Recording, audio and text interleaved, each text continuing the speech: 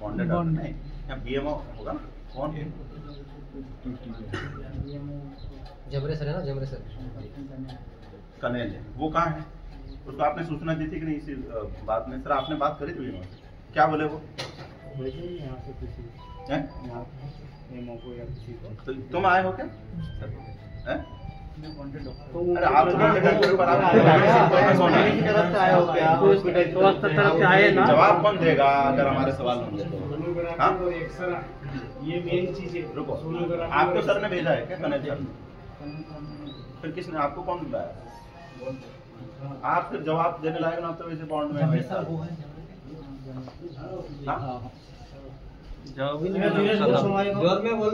जोर से बोलो। यही बात कभी दवा खाने में कोई बोलता तो आप इतने बेकार तरह से बोलते कि आपकी आवाज नहीं निकलती, या तो निकल नहीं रही आपकी आवाज। बड़वानी रेफर करो, ऐसे बोल दो। 2 साल से सही है क्या अभी नहीं निकल रही तभी? आपसे तो कोई बात नहीं, कोई मतलब नहीं, मालूम ही नहीं कौन डॉक्टर क्या बताओ क्या बोले। कब से हो आप?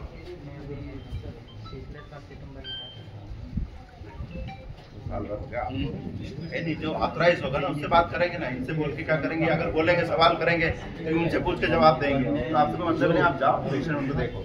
यहाँ पर ये जो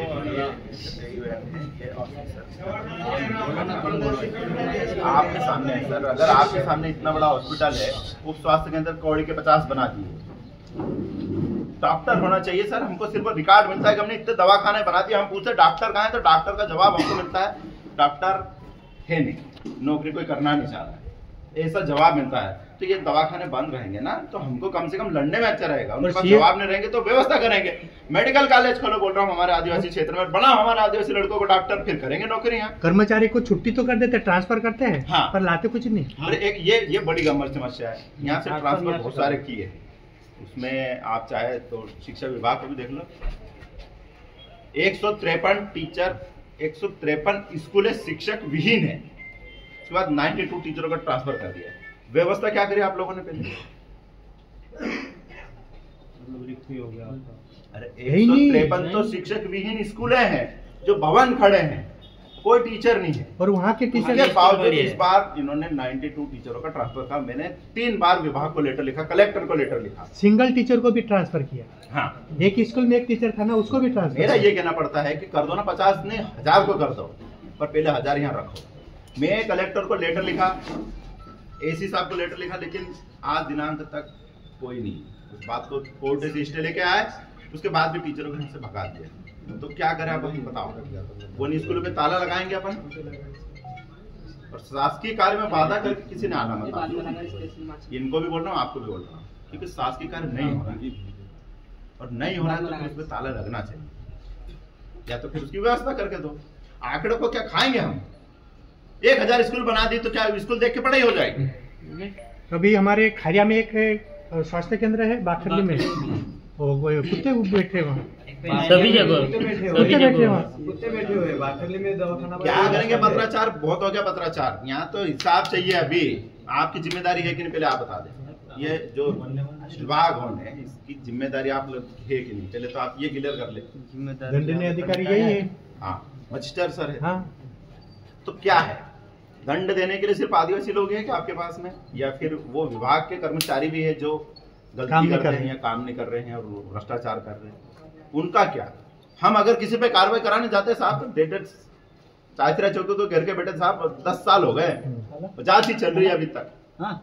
एक आदमी को मार के फेंक दे पुलिस वालों ने, 10 साल हो गए, अभी तक उसकी जांच चल रही है। 2016 की बात, 9 साल हो गए सर। और हमारे लोगों को तुरंत पकड़ के लाके उन पे कार्रवाई करते, तो ये गलत है। और आप हमको बता दें कि ये जो हमने आपके सामने मांग रखी है, इसमें आप कोई कार्रवाई करने में सक्षम है, या फिर वरिष्ठ अधिकारियों से बात करेंगे तो फिर उनको बुलाएंगे, फिर हम उनसे बात करेंगे। जहाँ तक मेरी अधिकारिता में जो कार्य है वो मैं कर दूंगा, और बाकी जो वरिष्ठ कार्य है उसका पता आज ही मैं करवा दूंगा। जैसे आपकी फॉरेस्ट की समस्या है वो अभी आएगी। हाँ, मतलब जो स्वास्थ्य की है वो अपन करते हैं। फॉरेस्ट वाला कागज का दिए थे ना आपको सरपंच। मैं एक बात आपको फिर से बोलना चाहूँगा, आप पत्राचार कर देंगे, आप जो भी आपके अधिकार क्षेत्र में काम कर रहे हैं, पर मेरा ये कहना पड़ता है कि जैसे अभी अतिथि टीचरों की अभी तक वो हुआ ही नहीं है, उनको वो नहीं कराया सर, क्या बोलते हैं, पोस्टिंग ही नहीं करी है।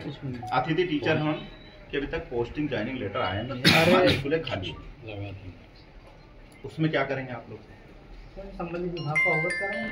संबंधित विभाग वाले को बुला लेना था आपने, जब आपके नाले में थे कि भाई वो शिक्षा का 3 विभाग का बोला था, हाँ। फॉरेस्ट का, पुलिस का और स्वास्थ्य का। अगर उनका होता तो हमें भी बुला लेते। सर वैसे भी 3 विभाग के लोग आए कहाँ हैं? हाँ आए कहाँ है?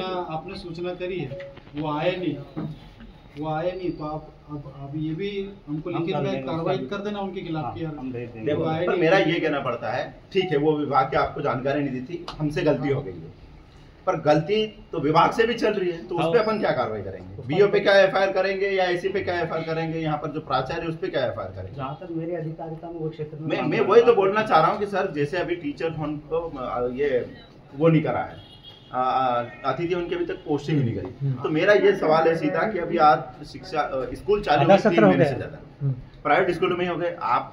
अगर आप तहसीलदार बने हैं सर टीआई बने हैं, अगर उस टाइम पे इस प्रकार की मक्कारी हो जाती है आपके साथ में, आप क्या करते?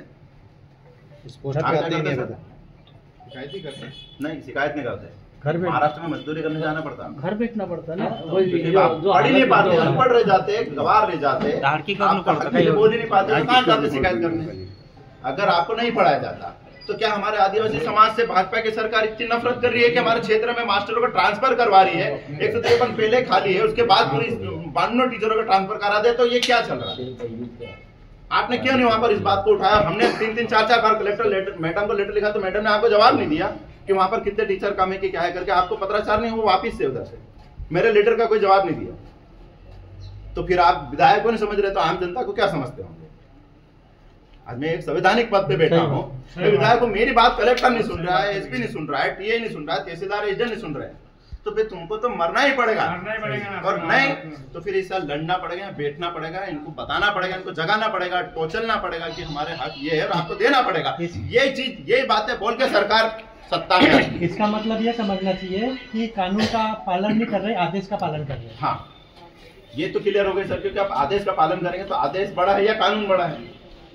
अगर कानून बड़ा है तो फिर कानून का पालन होना चाहिए, और अगर आदेश बड़ा है तो फिर आदेश कौन निकालता है? वहां जाते हम, वहां से निकला के लाए आपके खिलाफ आदेश।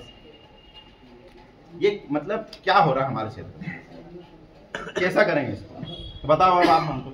मैं इसलिए बोल रहा हूँ कि अगर हम उस संस्था में जाएंगे, चाहे वो दवाखाना हो, चाहे वो कॉलेज हो, चाहे वो स्कूल हो, चाहे फिर वो पंचायत भवन हो, चाहे फिर वो पटवारी का ऑफिस हो, चाहे तहसीलदार का या चौकी थाना जो भी हो, अगर हमारे लोगों की व्यवस्था नहीं होगी तो हम उस संस्था को ताला लगाएंगे, तालाबंदी का कार्यक्रम करेंगे। उस दौरान आप लोगों ने शासकीय कार्य में बाधा करके किसी ने माना, ये आप रिक्वेस्ट समझे, हमारी वार्निंग समझो। कारण क्या है कि जब शासकीय कार्य हो ही नहीं रहा है तो फिर शासकीय कार्य में बाधा कैसे डालेंगे? तो अपने ऊपर ये कार्रवाई करते हैं तो स्कूल विहीन टीचरों के ऊपर भी जवाबदार है, उसके ऊपर कार्रवाई करो, और जो विभाग लापरवाही करी है उसके ऊपर कार्रवाई करो। हम दोनों में तैयार है। ठीक है, तो ये तो अभी हम बता दिए, अब आप उस विभाग को लेटर लिख के पूछ लो कि कितने शिक्षक विहीन भवन है, और अगर है तो वो भवन किसके लिए बनाए थे, काय के लिए बनाए? अवैध देसी शराब का दुकान, ये एक हो गया आपके राजस्व में आता है अवैध शराब की दुकान के बारे में, या पुलिस विभाग